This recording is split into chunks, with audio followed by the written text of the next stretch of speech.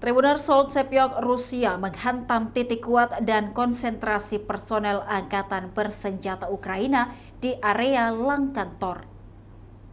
Awak sistem penyembur api berat menembakkan roket termobarik 220 mm ke benteng musuh. Setelah itu mereka meninggalkan posisinya di bawah perlindungan kelompok pendukung tembakan. Penyesuaian penembakan dan pengendalian sasaran dilakukan oleh operator UAV dari kelompok pasukan pusat.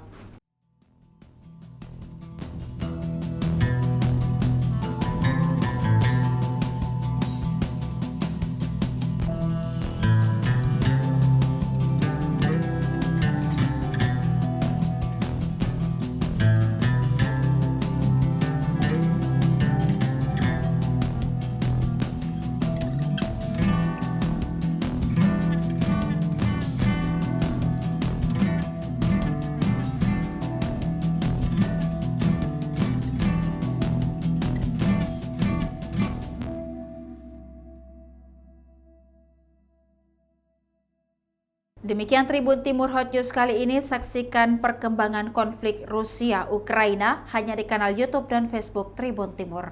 Download Tribun X sekarang, menghadirkan lokal menjadi Indonesia.